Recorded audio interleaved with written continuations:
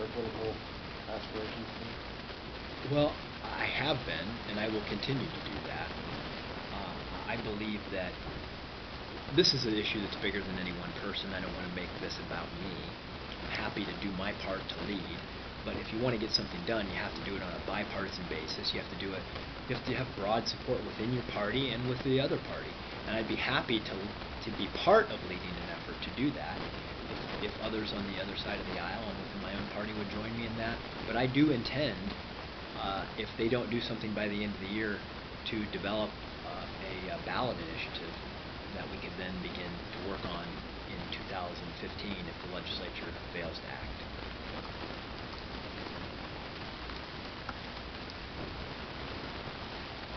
There's a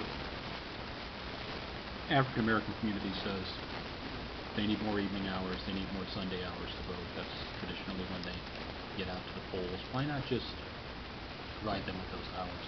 Why not schedule more evening hours or more Sunday hours? Well, we have a bipartisan coalition that came up with a recommendation that included voices from Democrats and Republicans across the state that took into account accommodations from people who are black, white, male, female, rich, poor, trying to establish a fair and equitable set of rules across the state of Ohio. That's what our absentee ballot program is about. You literally, to say that we don't have those access during that time is just flat out wrong. We do. You can vote 24 hours a day, 7 days a week with an absentee ballot. You don't have to mail that back if you don't want to. You can still drop that ballot off at your local Board of Elections,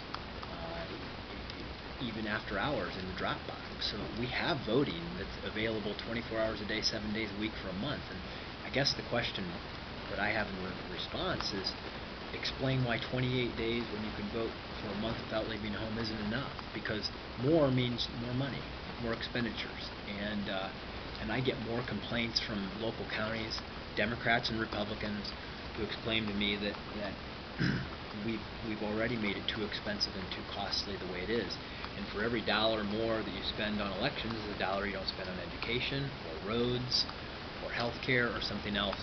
And so we have to take all of these issues into account.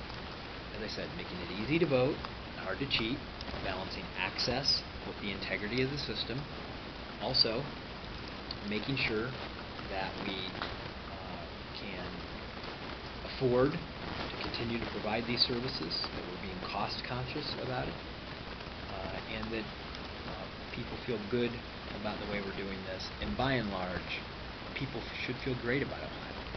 Ohio is under a broad range of scrutiny, and we came out in the last presidential election looking very good. But here's a point that I want to make to that, because a lot of times you'll have Democrats complain that say that Ohioans, Republicans are trying to shorten the election period. We just implemented a 28-day election period. The Democrats in Congress, many of them from Ohio, just supported a bill that would create a 14-day national standard, including many of the people who've been complaining about this. They have their names on a piece of legislation that says 14 days is good enough, including uniform hours, 4 hours a day. When the Democrats controlled the Ohio House of Representatives under the guidance of then Democratic Secretary of State Jennifer Brunner, they passed a bill that cut early voting to 20 days.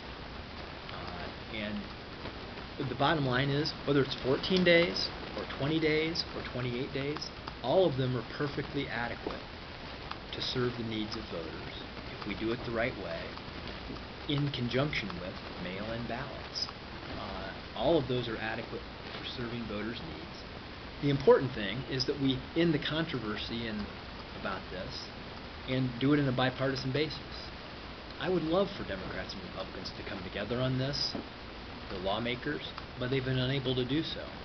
So what I've done is, again, to reiterate, embraced a plan that Democrats and Republicans came up with at the local level for the schedule that we have now, and that's what we're implementing, and I think it serves people very well. For the people out there who distrust the government, don't believe that if they mail that ballot back in that it's going to be counted, Is there something that your office can do or county boards Well, can do? all government services are provided through the mail, okay? But if they don't like it, if they don't like sending it back through the mail, they can still drop it off in person at the local board of elections. Or they can go to their neighborhood precinct on election day, where they have 13 hours to vote in their own neighborhoods. It served us well for 200 years. I'm happy that we can expand it and improve those opportunities.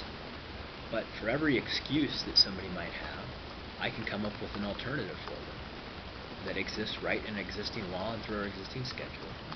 But I would also say in return, and this is what I hear from a lot of Ohioans, it does take an element of personal responsibility. You have to show some initiative on your own in a democracy. Self-governance requires personal responsibility.